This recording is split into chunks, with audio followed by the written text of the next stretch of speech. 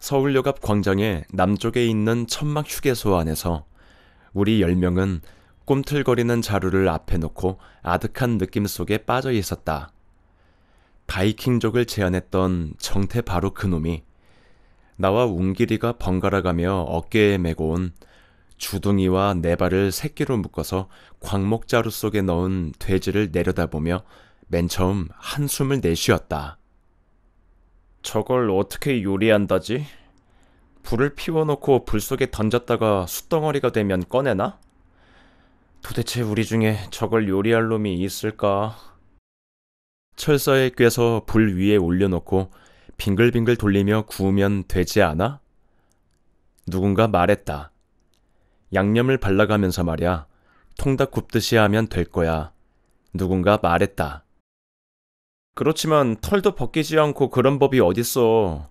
먼저 목을 따서 죽여야 되고, 배를 갈라서 내장도 긁어내야 하고.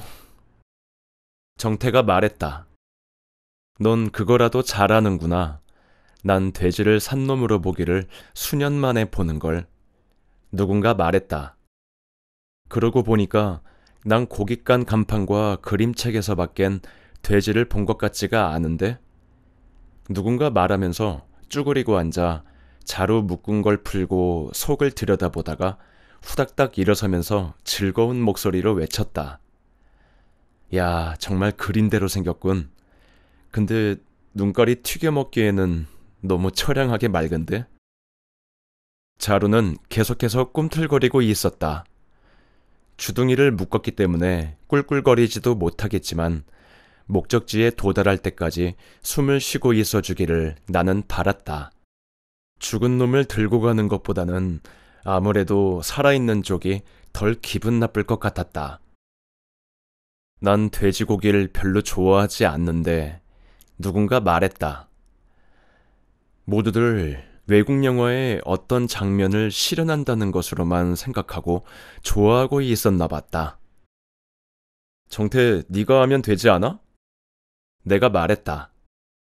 야, 쥐새끼 한 마리 잡는데도 벌벌 떠는 내가 어떻게 그걸 하니? 쥐도출 놓을 줄 안다는 거랑 쥐덫에 걸려 죽은 쥐를 집어낸다는 것 사이에는 질적으로 다른 용기가 필요한 거야. 쥐덫을 놓은 사람이랑 죽은 쥐를 집어내는 사람이 반드시 같아야 한다는 법은 없잖아. 그는 돼지를 자기 손으로 죽인다는 것은 생각만 해도 식은땀 나는 일이라는 듯이 얼굴을 찡그리며 말했다. 좋아, 가르쳐만 줘. 내가 다 할게. 웅기리가 결국 나서야 했다. 출발하기 전에 준비할 것만 다 해야지. 뭐가 필요하지? 철사? 칼? 정오가 거의 다 돼서 우리는 기차에 올랐다. 돼지가 든 자루를 의자와 의자 사이에 두고 웅기리와 아이들이 몰려앉아서 떠들고 있는 것을 저만큼 바라보면서 나와 정태는 떨어져 앉아있게 됐다. 여느 때엔 바라봄의 대상이 되어 있던 곳에 자리를 잡고 바라보고 서 있던 그곳을 본다는 것은 신기하고 즐거운 일이다. 그것이 여행이라고 하는 것일까? 서울역 구내를 기차가 빠져나가는 동안 난 염천교 위에 서서 기차가 지금 그 밑을 지나가고 있는 것을 보고 있는 날 상상해봤고, 서대문 담배 공장의 높은 굴뚝을 바라보면선 난 담배 냄새가 물씬 풍겨나오는 공장 앞 한 길을 걸어가고 있는 날 상상해봤고, 서대문 쪽 터널로 기차가 들어갈 땐 미동 국민학교 앞 한 길에서 기차가 굴 속으로 들어가고 있는 것을 보고 있는 날 상상해봤고, 신촌역에 기차가 정거했을 땐 그곳이 서울에서 멀리 떨어진 시골 같은 느낌이 들어서 바로 눈앞에 보이는 이화여대가 마치 서울에서부터 기차 꽁무니에 붙어왔다가 기차가 서니까 슬쩍 내려서 시침이 떼고 거기에 서 있는 것처럼 괴기하게 눈에 비쳤다. 사람은 그렇지 않은데 사람이 만들어 놓은 건 모두 장난감 같지 않아? 정태가 나에게 속삭였다. 난 정태를 돌아봤다. 녀석의 아프리카 토인처럼 툭 튀어나온 입술이 그때는 무척 영악스러워 보였다. 튀기는 두뇌가 좋다는 일설이 있는데 이 녀석 역시 정어리와 명태의 튀기니까 제법 영리한 말을 할 줄 아는구나. 녀석만은 찐빵의 존재에 대해서 생각해 본 적이 있는지도 몰랐다. 그러나 우선 난 그가 조금 전에 한 말에 대해서 반박을 해야 했다. 사람이 장난감이 아니란 건 무슨 책에 쓰여 있지? 내가 물었다. 사람이 장난감이라는 건 그럼 누가 말했지? 그가 말했다. 사람의 장난감적 성질에 대한 고찰은 그 이상 진전을 하지 못했다. 그 얘기를 우리는 한마디씩의 말장난에서 그쳐버렸다. 보아하니 둘 다 거기에 대해선 구체적으로 생각해 본 적이 없었다. 얘기는 사람이 만들어 놓은 것으로 되돌아갔다. 철론이 기차니 학교니 하는 게 장난감 같다는 뜻이야. 그가 말했다. 그럼 쌀을 만들어내는 노는? 내가 물었다. 그것도 장난감 같지 않아? 그가 말했다. 왜? 그냥 그런 느낌이라는 거야. 왜가 왜 거기서 나와야 하니? 넌 생명을 연장시켜주는 음식을 만들어내니까 논이 얼마나 장난감보다 중요한 것이냐고 말하고 싶겠지. 또는 농부들에겐 결코 장난감이 될 수 없다. 때로는 목숨을 바쳐가면서 그네들은 논에 대해 생각한다. 말하고 싶겠지. 그런데 어떤 농부 하나는 논에 대해서 어느 날 갑자기 시큰둥해지고 목숨을 바치고 싶어지지도 않는다고 해봐. 그렇다고 그 농부가 특별한 다른 것에 관심이 있어서도 아니야. 그런 경우엔 논도 그에겐 장난감 이상의 것이 아닐 거야. 그렇지만 그건 어떤 개인이 당할 수 있는 가능성에 대한 얘기가 아니야? 그래, 가능성에 대한 얘기야. 아주 잠정적인 가능성이지. 그래, 아주 잠정적일 수도 있지. 네 말대로 그 농부가 논에 대해서 시큰둥해진다면 그 농부는 도시에 나와서 두부장수가 되겠지. 천만에 두부장수가 안 될 수도 있어. 그 사람은 자살할 수도 있어. 네 얘기 아무래도 어디서 들은 적이 있는 것 같은데. 하여튼 그렇다고 하고. 그럼 음악은? 그것도 장난감이지. 그거야말로 철저한 장난감이지. 돼진? 그건 사람이 만들었을까? 그럼 돼지를 만든 건 역시 신이라고 생각하는 거냐? 글쎄, 그건 모르겠어. 신은 어쩐지 사람이 만든 것 같은데 사람이 만든 신이 돼지를 만들었다는 건 너무 많아 같고. 신은 장난감이 아니라는 거겠지. 신이 사람을 만들었다는 것을 인정할 수 없다 해도 적어도 돼지와 사람과의 관계 정도론 신과 사람과의 관계를 긍정하는 것이겠지. 안 그래? 넌 예수쟁이냐? 그가 물었다. 아니, 그럼 무신론자면서 신의 존재를 나한테 증명해 보여주려는 거냐? 난 무신론자도 아니고 예수쟁이도 아니야. 부처님 앞에 무릎 꿇는 것도 알라를 믿는 것도 아니야. 넌 사람이 만들지 않는 게 세상에 있단 걸 알게 됨으로써 간단히 신을 인정할 수 있는 무신론자인 모양이군. 아니야, 사실은 너와 똑같아. 아니, 아마 너도 나와 똑같은 모양이야. 만들어진 것이라는 것부터 생각을 출발시키면 결국 우린 신을 인정해야만 해. 그런데 왜 그런지 그 신은 서양 사람들이 마치 기차를 만들어냈듯이 만든 것 같은 느낌이란 말이야. 기차가 장난감으로밖에 생각되지 않듯이 신도 장난감으로밖에 생각이 안 돼. 무언가가 신은 장난감이 아니라고 생각하려는 내 뜻을 가로막고 있어. 기차나 논이나 음악이 장난감이 아니라고 생각하려는 뜻을 가로막는 것도 바로 그 무엇이겠지. 그런지도 몰라. 그 무엇이 뭔지는 몰라도 그 무엇이 바로 너의 나겠지. 논리적으로는 그래. 그렇지만 그 나를 모르겠어. 소크라테스. 농담하는 거 아니야. 나도 농담하는 거 아니야.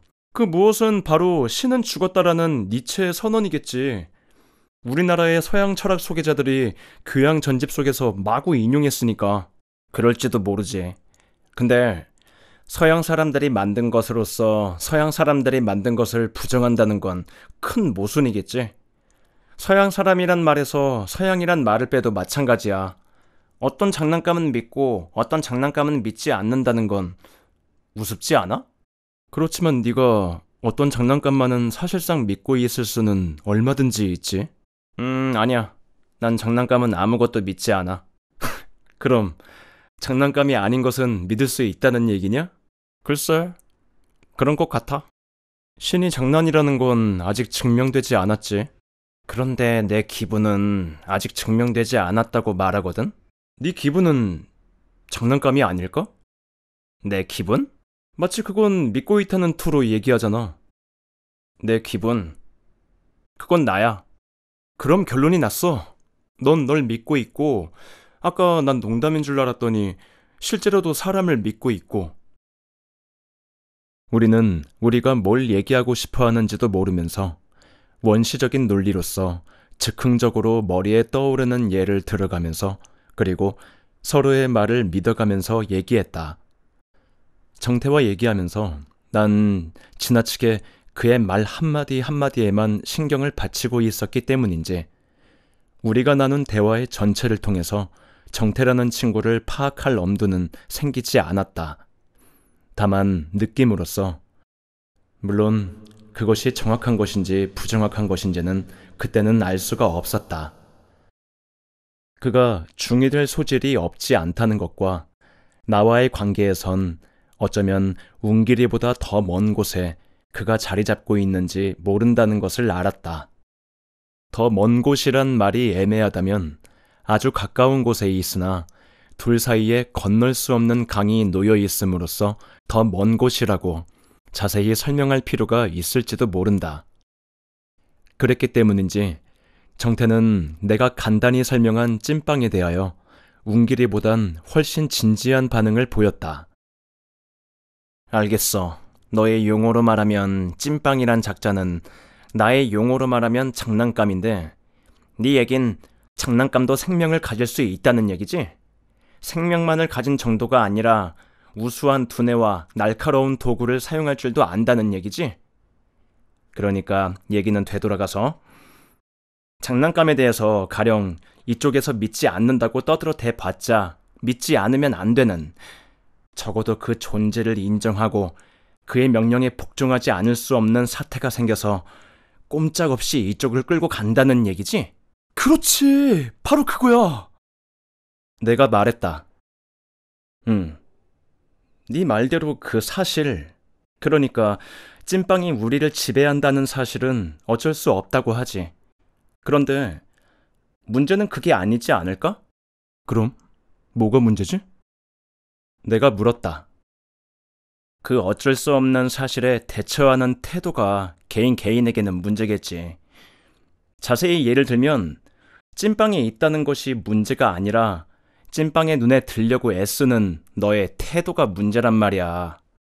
나로선 그게 최상의 태도라고 생각한 것인데 그렇지 않고선 죽을 수밖에 없다는 얘기겠지. 그래, 죽는 게 최상의 태도라면 그걸 선택할 용기는 있니?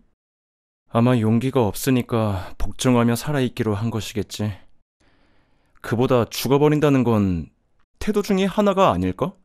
죽는다는 건 분명히 태도 중에 하나지.